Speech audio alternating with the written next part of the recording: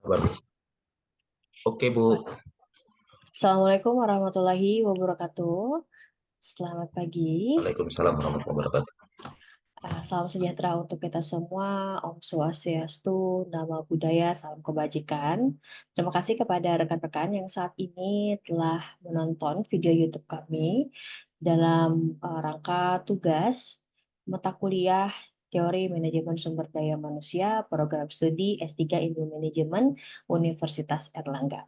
Pada hari ini, kami dari kelompok 1, yaitu Bapak Hartoyo, Bapak Raisudin Jafarul Mandan, dan saya, Nur Endah Ramayanti, kami akan mereview artikel dengan judul Workplace Events and Employee Creativity, a Multi-Study Field Investigation. Adapun artikel ini ditulis oleh Yang Chen, Dong Liu, dan Yu Yao Tang. Artikel ini sendiri terbit pada tanggal 8 April 2020 pada jurnal Personal Psychology dengan publisher Wiley. Baik, rekan-rekan sekalian, langsung saja kita menuju ke latar belakang dari penulisan artikel ini. Baik, seperti yang kita tahu, peran peristiwa di lingkungan kerja cukup signifikan dan menggambarkan dinamika organisasi. Contohnya, seperti keluhan pelanggan, kepergian rekan kerja secara mendadak. Beberapa gangguan ini akan mengacaukan rutinitas atau aktivitas yang biasa kita lakukan, sehingga menuntut karyawan untuk dapat memberikan respon yang lebih intens dan terkontrol. Sebelumnya, penelitian-penelitian kreativitas mengasumsikan bahwa karakteristik individu dan konteks tertentu akan meningkatkan kreativitas karyawan dalam jangka panjang atau dalam lingkungan tugas yang mereka kenali atau yang biasa mereka lakukan. Namun, saat ini di lingkungan yang sangat organis, dinamis ya, di mana dengan kemajuan teknologi, maka kemungkinan akan terjadi insiden-insiden di tempat kerja. Contohnya, seperti mungkin keluhan pelanggan atau kepergian rekan kerja mendadak, baik itu meninggal, sakit, ataupun mungkin berpindah kerja. Sehingga ini bisa mengacaukan konsentrasi dari karyawan itu sendiri. Nah, di sini penulis mencoba untuk mengaitkan teori sistem peristiwa atau yang kita kenal dengan event system theory, bagaimana mereka mencoba mengintegrasikan bahwa kekuatan atau dampak dari suatu peristiwa itu sendiri akan tercermin dalam tingkat kebaruan, kekritisan, dan gangguannya. Sehingga mereka mencoba memberikan pemahaman tentang bagaimana peristiwa dapat memicu evolusi, perkembangan, atau bahkan memetamorfosis anggota tim itu sendiri atau karyawan dalam suatu perusahaan. Sehingga teori ini berusaha untuk memungkinkan mereka untuk keluar dari keadaan yang homeostatis atau stabilitas. Jadi secara sederhana, teori sistem peristiwa ini sendiri mencoba untuk memicu karyawan-karyawan yang biasa melakukan hal-hal rutin atau stabilitas. Ketika ada suatu peristiwa yang mendadak yang tidak bisa mereka prediksi sebelumnya, sehingga mereka harus mencoba atau mencari cara lain menyelesaikan permasalahan tersebut. Teori sistem peristiwa ini sendiri mencoba meng-highlight gagasan bahwa kekuatan atau dampak dari satu peristiwa itu sendiri terrefleksi dalam tingkat kebaruannya, kekritisannya, dan gangguannya. Contoh kebaruan peristiwa di tempat kerja ini mencoba mengukur sejauh mana peristiwa tidak terduga dan tidak biasa bagi karyawan. Misalnya, saya mengambil contoh ketika pandemi COVID-19, itu adalah peristiwa yang tidak kita duga dan tentu saja tidak biasa bagi karyawan, ya, sehingga terjadi masa kritis. Nah, kekritisan peristiwa ini mengacu pada sejauh mana peristiwa di tempat kerja akhirnya menjadi penting, esensial, dan prioritas bagi karyawan. Nah, gangguan-gangguan ini mencerminkan jumlah diskontinuitas atau perubahan yang dalam aktivitas karyawan saat ini sedang berlangsung dan disebabkan oleh peristiwa, contohnya tadi COVID-19 di tempat kerja. Jadi sederhananya bagaimana peristiwa yang mendadak ini mengubah kebiasaan yang sudah berlangsung lama dalam suatu organisasi atau perusahaan atau di lingkungan tempat kerja, Sehingga para karyawan ini harus berpikir kritis, harus berpikir kebaruan, novelty, apa nih yang bisa kita buat untuk mungkin menanggulangi masalah COVID ini, namun perusahaan kita tetap berjalan. Dan gangguan-gangguan lainnya. Misalnya ada salah satu kolega atau rekan kerja kita yang meninggal atau tertular akibat pandemi COVID-19. Adapun tujuan dari artikel ini sendiri, pertama, penulis ingin memperluas teori dan penelitian, khususnya sistem peristiwa dengan menggunakan perspektif kontingensi. Yang kedua, untuk mengembangkan model yang lebih integratif mengenai fungsi, karakteristik peristiwa, dan menguji gagasan utama teori sistem peristiwa. Dan untuk menunjukkan bahwa ternyata improvisasi karyawan ini memiliki peran utama sebagai mekanisme perilaku yang mempengaruhi inovasi di tempat kerja. Sehingga dikatakan bahwa ketika karyawan itu sendiri memiliki rasa terdesak atau menganggap suatu peristiwa yang baru ini adalah suatu kebaruan, maka dia akan banyak melibatkan diri dalam improvisasi di perusahaan. Ini adalah model hipotesis dari artikel yang sedang kita review. Bisa kita lihat bersama-sama. Pertama dari workplace event novelty atau kebaruan. Di situ ada workplace event criticality atau kekritisan. Dipengaruhi juga oleh employee learning orientation, ya, bagaimana pengetahuan dari si pegawai. Sehingga terbentuk suatu employee improvisation atau improvisasi karyawan yang pada akhirnya akan menghasilkan suatu kreativitas dari karyawan itu sendiri. Jadi secara sederhana saya mencoba membaca dari hipotesis ini bagaimana kebaruan, kekritisan dan gangguan yang terjadi di tempat kerja ini akan membuat karyawan ini berpikir atau belajar bagaimana untuk keluar dari masalah tersebut, sehingga mereka membuat suatu improvisasi dan menghasilkan ide-ide kreatif. Kan seperti itu. Nah, ini adalah hipotesis, teori dan hipotesis dari artikel ini. Yang pertama adalah the main effect of workplace event novelty on employee improvisation, atau bagaimana kekritisan atau kebaruan di tempat kerja ini sendiri akan mempengaruhi improvisasi karyawan.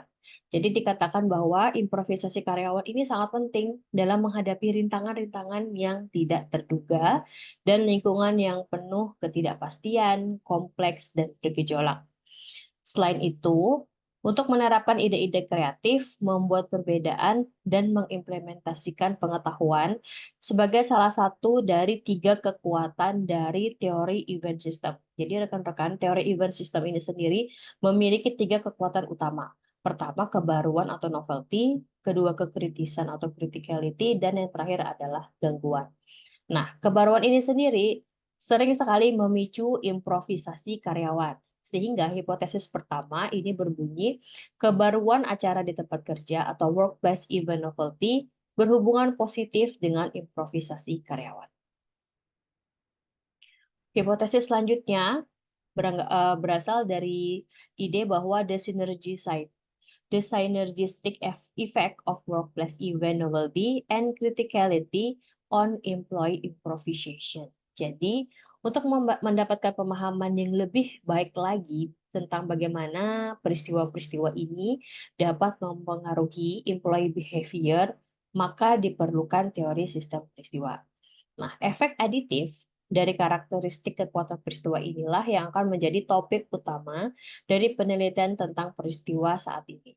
Model ini mengusulkan karakteristik kekuatan peristiwa sebagai prediktor independen untuk hasil peristiwa, sehingga dihasilkan hipotesis 2, yaitu kekritisan peristiwa di tempat kerja memoderasi hubungan positif antara kebaruan peristiwa di tempat kerja dan improvisasi karyawan, sehingga hubungan tersebut menjadi lebih kuat ketika kekritisan peristiwa di tempat kerja jadi lebih tinggi.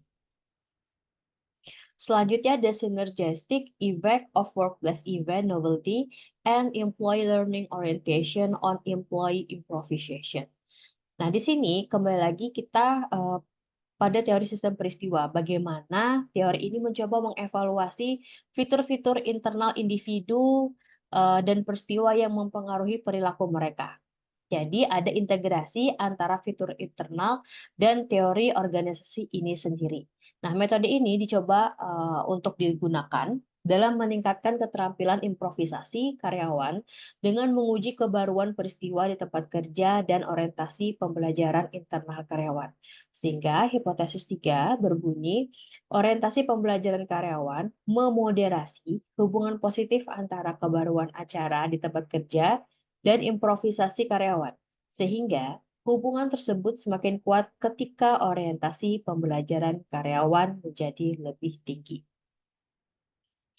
Selanjutnya, the mediating role of employee improvisation. Jadi, peneliti ini sendiri mencoba untuk menambahkan beberapa variabel kontrol yang memungkinkan atau kemungkinan akan memediasi peran dari improvisasi karyawan. Ya, karena penulis beranggapan bahwa improvisasi ini adalah suatu hal yang penting dalam menghasilkan kreativitas karyawan dari teori-teori yang sudah dipaparkan. Sehingga hipotesis 4 berbunyi, kebaruan dan kekritisan peristiwa di tempat kerja berinteraksi untuk mendorong improvisasi karyawan, yang pada gilirannya berhubungan positif dengan kreativitas karyawan. Sedangkan hipotesis 5 berbunyi, kebaruan acara di tempat kerja dan orientasi pembelajaran karyawan berinteraksi untuk mendorong improvisasi karyawan, yang pada gilirannya berhubungan positif dengan kreativitas karyawan. Dalam artikel ini sangat menarik karena dari judulnya kita sudah melihat multi-study field investigation, jadi mereka menggunakan lebih dari satu studi ya. Nanti akan dilanjutkan oleh rekan saya, Bapak Jafar. Di studi pertama ini, untuk sampel dan prosedur, yaitu 356 anggota tim dan 84 supervisor dari 6 anak perusahaan dari industri pariwisata di Tiongkok. Orang-orang ini dipilih karena mereka memiliki peran di dalam perusahaannya untuk mengembangkan ide dan solusi untuk menarik pelanggan. Jadi tidak seluruh anggota karyawan yang dijadikan sampel, namun karyawan-karyawan yang memang memiliki jabatan atau posisi atau serta tanggung jawab untuk mengembangkan ide-ide di perusahaan. Nah, dalam teknik pengambilan sampel ini sendiri, peneliti dibantu oleh tim SDM atau HRD untuk memilih karyawan dan pimpinan formal secara random untuk berpartisipasi dalam survei dengan jaminan kerahasiaan. Waktu yang diperlukan untuk mengambil sampel ini atau data ini adalah 4 minggu selama jam kerja. Ini ada beberapa prosedur yang ingin kita bahas karena cukup unik. Pertama, di Taiwan, 356 karyawan akan mengevaluasi kejadian di tempat kerja, bagaimana orientasi pembelajaran dan data demografis. Jadi mereka mengisi kuesioner atau survei yang diberikan oleh peneliti, bagaimana kejadian-kejadian di tempat kerja mempengaruhi mereka, orientasi pembelajarannya, dan lain-lain. Nah, setelah selang 2 minggu dari waktu pertama, peserta karyawan tadi diminta untuk menilai improvisasi mereka terhadap peristiwa yang dialami. Nah, sementara 84 supervisor atau atasannya ini menilai efektivitas tim dan memberikan data demografis tim. Nah, selanjutnya setelah 2 minggu lagi, ya setelah time kedua, 68 supervisor menilai kreativitas 208 karyawan, tetapi hanya 204 yang dinilai. Jadi rekan-rekan, dari rentang waktu time pertama sampai time ketiga ini sendiri ada pengurangan sampel. Jadi dari 356 akhirnya yang terakhir ada 204 yang dinilai. Jadi memang seperti yang kita tahu tidak semua sampel ini ikut berpartisipasi atau mungkin jawabannya representatif atau bisa kita gunakan. Nah, alat analisis yang digunakan dalam penelitian ini diuji menggunakan pemodelan linear hierarki 2 tingkat dengan memasukkan variabel tingkat individu dan tim. Selain itu, penelitian ini mengikuti prosedur dari Aiken dan West yang telah diterapkan dalam studi bertingkat. Sehingga mereka juga melakukan uji kemiringan untuk menguji sifat signifikansi interaksi. Alat ukuran digunakan telah ditetapkan dan diverifikasi dalam penelitian sebelumnya untuk memastikan validitas survei. Nah, di sini juga dilakukan proses penerjemahan karena survei ini dilaksanakan di Tiongkok dan diterjemahkan balik. Jadi setelah diterjemahkan ke dalam bahasa Mandarin, kemudian hasil dari bahasa Mandarin diterjemahkan lagi ke dalam bahasa Inggris. Sehingga akan ada kesesuaian antara versi bahasa Inggris dan Mandarin. Oke, penilaian sendiri dilakukan dengan menggunakan skala Likert pada skala 1 hingga 5. Ini adalah tabel 2, yaitu individual level descriptive statistic, reliabilities, and intercorrelation among measures, ya. Ini gabungan dari studi 1 dan 2. Dan ini tabel 3 dan 4, yaitu tabel HLM result-nya, hasil HLM-nya, hierarchical linear modeling, dan juga ini time 2 di tabel 3 dan time 3 di tabel 4. Jadi tabel 2 menunjukkan statistik deskriptif dan korelasi antara variabel penelitian, hubungan yang dihipotesiskan akhirnya terkonfirmasi dengan kebaruan dan kekritisan acara di tempat kerja, berkorelasi positif dan signifikan dengan improvisasi karyawan. Serta improvisasi karyawan berkorelasi positif dan signifikan dengan kreativitas karyawan. Tabel 3 dan 4 memberikan hasil pengujian hipotesis. Nah, bagaimana hasil dari masing-masing hipotesis serta studi 2 akan dijelaskan lebih lanjut oleh rekan saya, Bapak Raisuddin Jafar. Silakan Bapak Jafar. Oke, terima kasih Ibu Enda. Saya akan menjelaskan hasil dari sebelumnya. Yang pertama itu terkait dengan resultnya itu menemukan bahwa hipotesis 1 ini dia menyatakan bahwa kebaruan atau cara di tempat kerja memiliki pengaruh yang tentunya sangat positif terhadap improvisasi karyawan itu sendiri. Hasil daripada model 2 ini pada tabel 3 ini itu dia mendukung hipotesis ini dengan menunjukkan keterkaitan yang sangat signifikan antara kebaruan acara di tempat kerja dan improvisasi karyawan dengan nilai Y sama dengan 0,10 dan P-nya kurang daripada 0,05. Nah, pengukuran hipotesis 2 ini atau hasil model 3 ini pada tabel 3 ini dia menunjukkan bahwa interaksi antara kebaruan dan karakteristik peristiwa di tempat kerja ini tentunya dia sangat berhubungan secara signifikan dengan improvisasi karyawan dengan menunjukkan nilai Y sama dengan 0,12 dan P-nya adalah 0, di bawah 0,01. Gambaran 2 ini gambaran 2 dan uji kemiringan ini dia menunjukkan bahwa hubungan antara kebaruan acara di tempat kerja atau improvisasi karyawan ini dia lebih kuat ketika karakteristik acara di tempat kerja ini dia tinggi.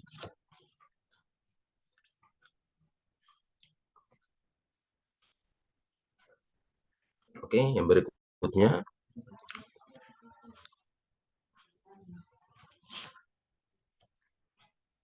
hasil model Benda bisa dilanjutkan kepada result yang ketiga, hasil model 3. Oke.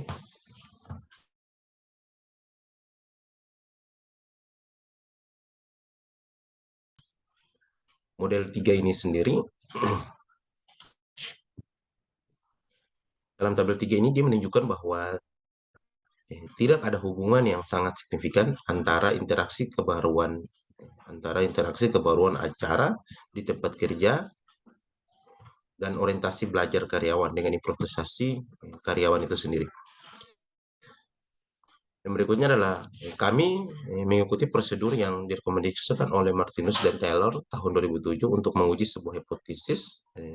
Untuk 4 dan 5, kami menganalisis apakah empat kondisi moderasi dan dimensi pada tingkat bertingkat ini dia terpenuhi, termasuk hubungan antara kebaruan,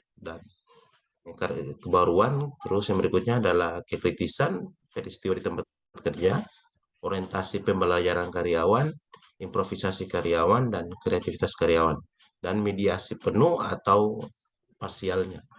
Nah, interaksi antar kebaruan dan kritisan di tempat kerja ini dia berkaitan positif tentunya dengan improvisasi dan kreativitas karyawan.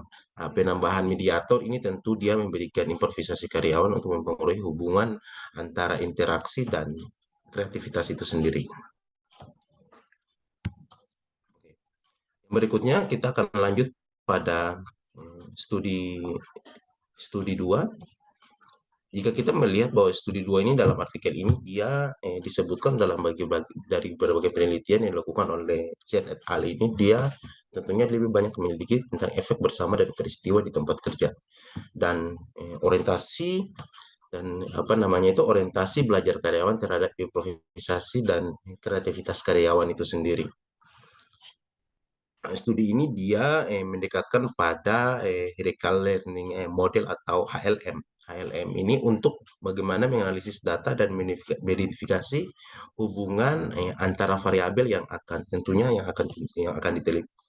Dalam studi 2 ini juga para peneliti ini dia mengumpulkan data tentang peristiwa improvisasi karyawan dan kreativitas karyawan dari sejumlah responden. Mereka kemudian para peneliti ini kemudian melakukan analisis statistik. Dia menggunakan HLM untuk mengidentifikasi. Mengidentifikasi ini adalah mengidentifikasi efek bersama dari peristiwa di tempat kerja dan orientasi belajar karyawan terhadap improvisasi dan kreativitas karyawan selama bekerja. Jika kita melihat dari hasil studi 2 ini seperti disajikan dalam tabel-tabel yang tercantum dalam artikel ini, tentunya dia memberikan pemahaman yang mendalam tentang kita melihat tentang bagaimana peristiwa di tempat kerja dan orientasi bekerja karyawan, mohon maaf, secara bersama-sama ini dia sangat mempengaruhi tingkat improvisasi dan kreativitas karyawan itu sendiri. Analisis ini tentunya dia sangat membantu untuk mengidentifikasi kontribusi relativitas dari masing-masing faktor terhadap hasil improvisasi dan kreativitas karyawan. Dengan demikian, studi 2 ini jika kita memahaminya, dia memberikan wawasan yang berharga tentang faktor yang mempengaruhi improvisasi dan kreativitas karyawan dalam konteks lingkungan kerja mereka sehari-hari. Nah, hasil penelitian ini juga dia dapat digunakan untuk mengembangkan strategi kebijakan di tempat kerja yang tentunya dia bertujuan untuk meningkatkan kreativitas, inovasi, serta kinerja karyawan secara keseluruhan. Lanjut, Ibu Endah.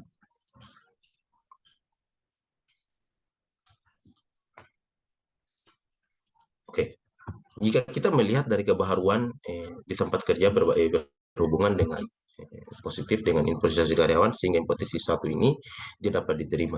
Dalam model 3 ini pada tabel 5 itu dia justru menunjukkan bahwa interaksi hubungan antara kebaharuan dan kekritisan peristiwa di tempat kerja ini juga dia sangat signifikan dia berhubungan dengan improvisasi karyawan. Ini jika melihat daripada hipotesis 2, maka dikatakan hipotesis 2 ini diterima. Hubungan antara kebaharuan cara di tempat kerja dan improvisasi karyawan ini lebih kuat saat kekritisan acara ini tinggi. Interaksi dengan orientasi belajar karyawan tidak mempengaruhi improvisasi. Ini jika dilihat daripada hipotesis 3, sehingga hipotesis 3 ini tidak didukung. Studi yang berikutnya adalah studi 1 ini. Studi 1, interaksi antara kebaharuan kekritisan peristiwa di tempat kerja juga dikaitkan secara signifikan dengan kreativitas karyawan. Hubungan antara interaksi ini kreativitas karyawan ini dia menurunkan ketika mediator yaitu improvisasi karyawan yang berhubungan secara signifikan dengan kreativitas ditambahkan ke model intervalnya. Kepercayaan dari pengaruh ini tidak langsung berdasarkan pendekatan Mott and Carl ini sendiri adalah signifikan. Dengan demikian, hipotesis 4 ini tetap mendapat dukungan dalam studi 2. Mengingat bahwa interaksi antara kebaharuan acara di tempat kerja dan orientasi belajar tidak berhubungan secara signifikan dengan improvisasi karyawan dengan mendapatkan nilainya adalah 0,08. Model 3 pada tabel 5 atau hipotesis 5 ini dia tidak didukung dalam studi 2 itu sendiri. Oke, bahan diskusi yang bisa kita lihat dari artikel ini adalah penelitian ini dia berusaha untuk memperlihatkan bagaimana kebaharuan dan kekritisan peristiwa di tempat kerja. Ini tentunya dia sangat berperan dalam mempengaruhi kreativitas karyawan itu sendiri secara bersama-sama. Hasil penelitian ini juga menunjukkan bahwa karyawan yang terlibat pada peristiwa di tempat kerja sebagai hal yang tentunya baru dan penting dan cenderung lebih terlibat dalam improvisasi. Selain itu, dampak langsung dari kebaruan peristiwa ini tentu di tempat kerja terhadap kreativitas karyawan melalui improvisasi ini, dia akan menjadi sangat signifikan. Sangat signifikan dalam artian apa? Ketika kekritisan peristiwa di tempat kerja ini dia tentunya sangat tinggi. Analisis lanjutan juga menunjukkan bahwa kebaharuan karakteristik peristiwa di tempat kerja dan orientasi pembelajaran karyawan secara bersama-sama, ini dia tentunya dia mendorong improvisasi karyawan dan pada akhirnya dia akan meningkatkan kreativitas karyawan. Temuan dalam riset ini tentunya dia memberikan implikasi yang sangat penting bagi teori dan praktik pada bidang tersebut. Oke. Penelitian sebelumnya, jika kita mulai penelitian sebelumnya ini pada umumnya dia menggunakan pendekatan atau pembangunan teori yang berbasis fitur untuk mengevaluasi dampak berbagai atribut peristiwa dalam konteks statistik terhadap kreativitas karyawan. Namun mengingat lingkungan orientasi atau lingkungan organisasi yang kompleks dan tidak pasti, penelitian ini harus mengkaji kreativitas karyawan secara dinamis. Penelitian yang inovatif tentunya dia akan berfokus pada kejadian. Terus yang berikutnya adalah menyumbang pada literatur kreativitas dengan mengungkapkan peran acara tempat kerja dan meningkatkan dan kreativitas karyawan. Harapannya apa? Harapannya adalah temuan daripada ini akan mendorong pergeseran ke arah penelitian organisasi yang tentunya dia lebih menekankan pada peristiwa dan merangsang minat berkelanjutan dalam menggali dampak peristiwa tentunya di tempat kerja terhadap kinerja karyawan yang secara signifikan. Oke, ini adalah artikel pendukung yang kami sajikan. How the workplace after critical supply and and a role of agreement and manifestation. Oke, ketika lingkungan bisnis yang semakin tidak pasti atau dinamis, kejadian atau kejadian tak terduga pun akan bermunculan di setiap tingkatan sebuah organisasi. Ini adalah fenomena yang sering kali kita melihat pada sebuah organisasi. Lanjut, Ibu Enda. Masih sangat sedikit penelitian empiris yang menyelidiki dampak kekritisan peristiwa di tempat kerja terhadap produktivitas karyawan untuk menjembatani kesenjangan ini. Penelitian ini mengusulkan bahwa kejadian kritis memiliki potensi motivasi yang sangat besar untuk menginspirasi perilaku kerja proaktif karyawan dengan berfokus pada inisiatif dan sendiri dan tindakan adaptif dalam konteks yang tidak pasti. Dengan mengintegrasikan teori karakter, data dan peristiwa teori sistem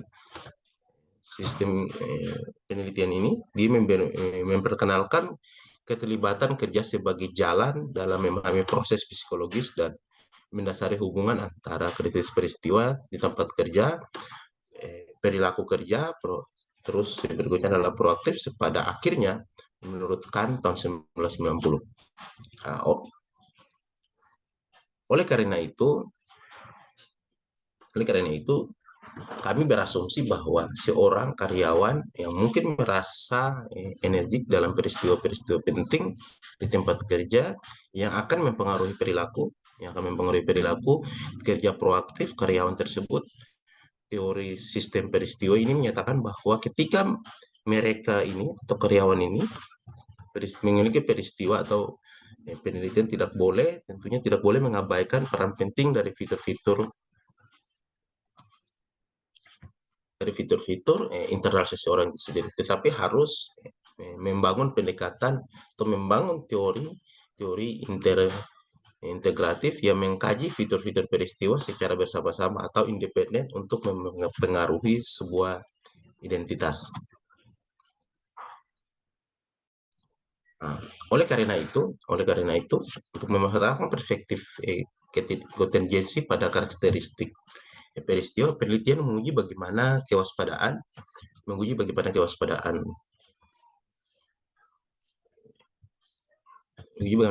karyawan memoderasi hubungan antara karakteristik peristiwa di tempat kerja dan keterlibatan kerja.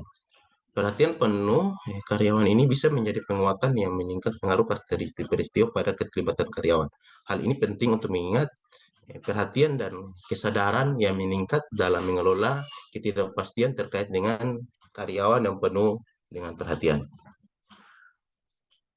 Penelitian ini juga memperluas teori sistem peristiwa dan mengintegrasikan teori keterlibatan yang memperkenalkan keterlibatan kerja sebagai mekanisme untuk memantau atau untuk menjelaskan bagaimana karyawan ini berinteraksi atau merespon peristiwa penting di tempat kerja mereka masing-masing. Dengan melakukan hal ini, penelitian menyoroti mekanisme psikologis untuk menyadari bagaimana peristiwa yang penting di tempat kerja ini dia mampu mentransfer pengaruhnya kepada perilaku kerja itu sendiri. Penelitian ini juga dia mengungkapkan potensi atau motivasi daripada peristiwa penting di tempat kerja untuk bagaimana dia merangsang keterlibatan dan proaktif daripada karyawan itu sendiri.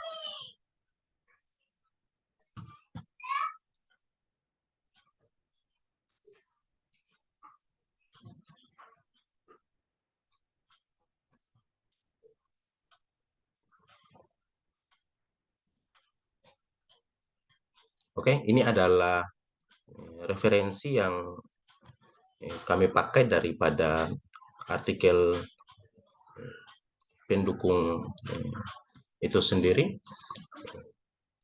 Selanjutnya, Benda. Oke, terima kasih. Itu yang bisa saya sampaikan. Selanjutnya saya kembalikan kepada Ibu Enda.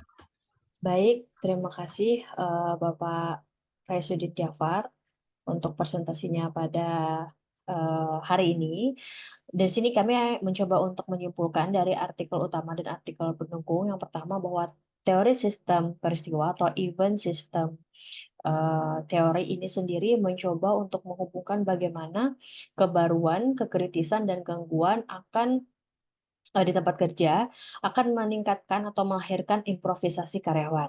Dan ini didukung oleh artikel pendukung yang telah dipresentasikan oleh Pak Jafar bahwa improvisasi karyawan ini sendiri akan melahirkan sikap proaktif dari karyawan itu, sehingga ini akan meningkatkan produktivitas dari karyawan itu sendiri. Baik, demikian pemaparan dari kelompok 1. Kami mengucapkan terima kasih banyak atas kesediaan dari rekan-rekan sekalian. Tutup dengan mengucapkan alhamdulillahirrahmanirrahim. Wassalamualaikum warahmatullahi wabarakatuh. Waalaikumsalam warahmatullahi wabarakatuh.